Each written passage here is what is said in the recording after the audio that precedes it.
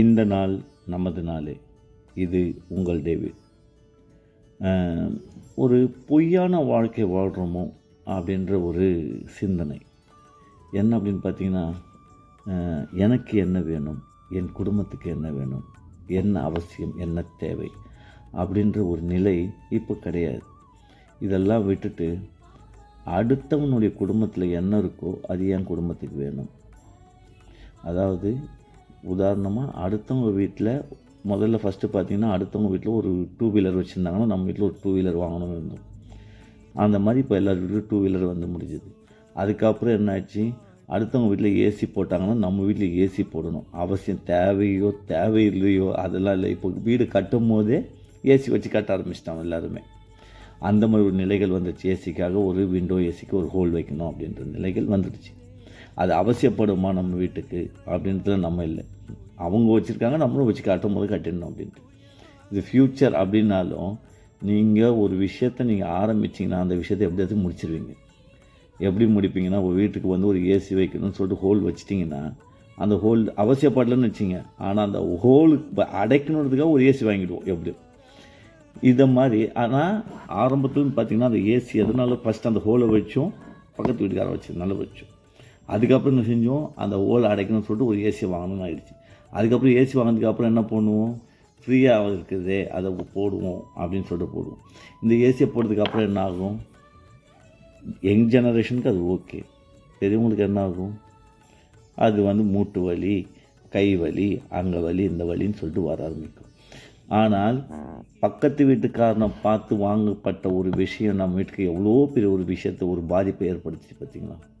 நாம் நமக்காக வாழ்கிறதே கிடையாது. எப்போவுமே இப்போ இயங்கிக்கிட்டு இருக்கிற உலகம், அவங்க பையனை ஐடியில் படிக்க வச்சாங்க, என் பிள்ளைய அதுக்கு மேலே நான் படிக்க வைக்கணும். அவங்க பையனை அவன் டிகிரி படிக்க வச்சாங்க, என் பையனை நான் இன்ஜினியர் படிக்க வைக்கணும். நம்ம குடும்பத்தில் நமக்கு என்ன வேணும், என் பையன் நல்லா படிக்கணும், அவனுக்கு என்ன படிப்போமோ அதை படிக்க வைக்கணும், அவ்வளோதான்.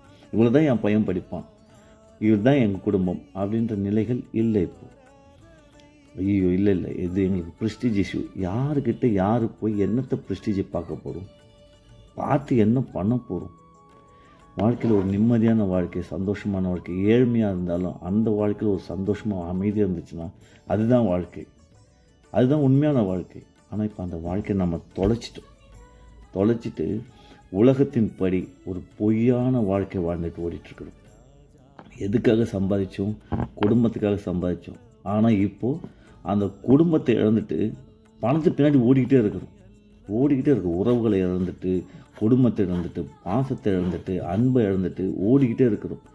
ஒரு பீரியடில் நின்று பார்க்கும்போது இந்த அன்பு, பாசம், இதெல்லாம் உறவுகள், இது எல்லாமே நம்ம மிஸ் பண்ணிட்டோம் அப்படின்னு நினச்சிட்டு நாம் திரும்பி பார்க்கும்போது நம்மளுடைய வாழ்க்கை முடிஞ்சிருச்சு.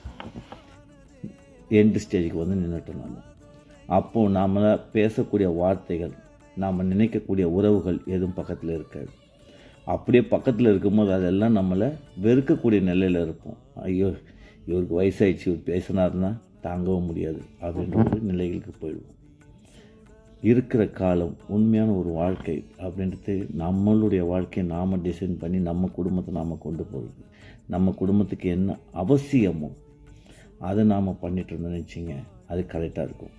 அதாவது இப்போது அதுக்கு ஒரு கரெக்டான ஒரு உதாரணம் சொன்னால், ஒரு தமிழில் ஒரு பழமொழி, அது முதல்ல சொல்லுவாங்க, இப்போ தெரியாது, இப்போ இருக்கிற ஜெனரேஷன் தெரியாதுன்னு நினைக்கிறேன்.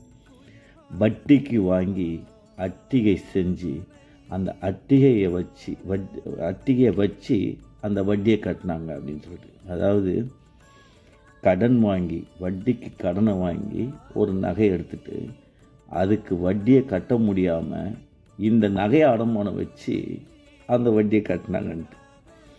அப்படிப்பட்ட ஒரு பழமொழி எப்பயோ ஒரு இடத்துல சொல்லப்பட்டது. ஆனால் இப்போ எல்லாருடைய வாழ்க்கையிலையும் அது ஓடிட்டுருக்குது. இதுதான் நாம் வாழ்ந்துட்டுருக்கிற இந்த உலகத்தின் வாழ்க்கை.